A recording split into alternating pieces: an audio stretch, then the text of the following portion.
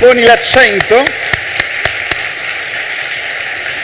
sulla strategia. Io quando parlo in vari convegni, in varie condizioni, dico sempre due cose a proposito dell'economia. Devono incontrarsi due linee fondamentali: la linea di minore resistenza, che deve incontrare la linea di massima penetrazione. Soltanto allora si crea vera economia, perché si crea una dimensione rispettosa, non del vantaggio di una parte, ma del vantaggio di un insieme, non in relazione a un attimo, ma all'intera dimensione del tempo. Poi dico un'altra cosa: bisogna iniziare a progettare, io lo dico in relazione alle persone, perché mi occupo soprattutto di persone, perché credo che le aziende siano fatte di persone ancora prima che di profitti e di progetti. Bisogna incominciare a pensare a se stessi o a pensare ai propri obiettivi partendo dalla fine, quindi dal cosa si vuole lasciare. Era bellissimo prima sentirti dire che avevi stabilito una data per la tua vita nella quale avresti preso il Nobel e sentirti dire che vuoi vincere un Oscar, e molto probabilmente lo farai. Quanto è importante oggi rendere consapevole l'umanità che deve pensare se stessa partendo dalla fine, cioè da quale futuro vuole lasciare attimo dopo attimo, passo dopo passo per le generazioni future. I think the key to this is that while I said I had these goals, I didn't get the Nobel Prize until I was much older than I had hoped to get something like that. But the point is to try. And the other point is, don't be afraid of rejection, because there's always other opportunities. And that's the personal thing I would say to anybody listening to this discussion, because you're not always, I probably may not or will not get an Academy Award for doing a feature film about America's industrial problems. But I can tell you that it's least worth trying to do it, because it means you've got to focus on a direction.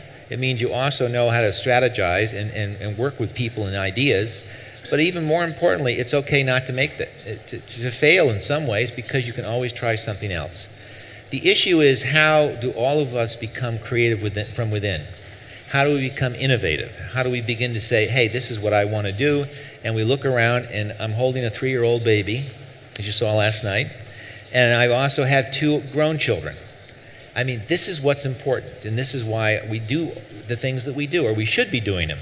It's when we lose sight of that, only in concern with money, only concerned with power and egos or whatever, that's when I think we fall off the cliff in some ways. But there's no harm in trying. That's my message to everybody. You need to try. Provare.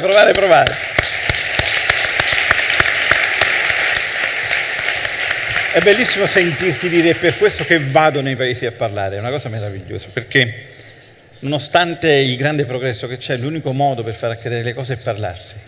Resta centrale la relazione diretta.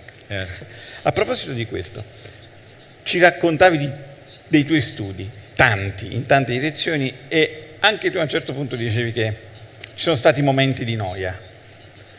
Come migliorare il nostro sistema universitario?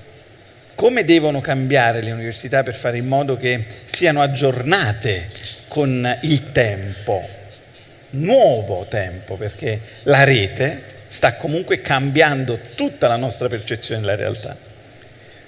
Well, and it's another reason why I'm here in Italy, and I'm anxious and interested in continuing to participate in these discussions here. But I do think that the concept of social networking is fine, but I also believe very firmly we have to have meetings like this. We have to have interpersonal reaction and discussions. And education, academic education, has to have some of that. I do teach courses in what they call executive programs, where it's done by way of the internet or Skype or something like that. But I do think it's also important to be with a group of people. And what the other thing is, and I may be one of the few professors who admits this, I get and learn from the students. They ask me questions. I can't answer. I have to find out, or I have to figure out a way to creatively think of what the answers could be. Or if I don't know, I'll ask somebody or find someone to tell them or talk to them.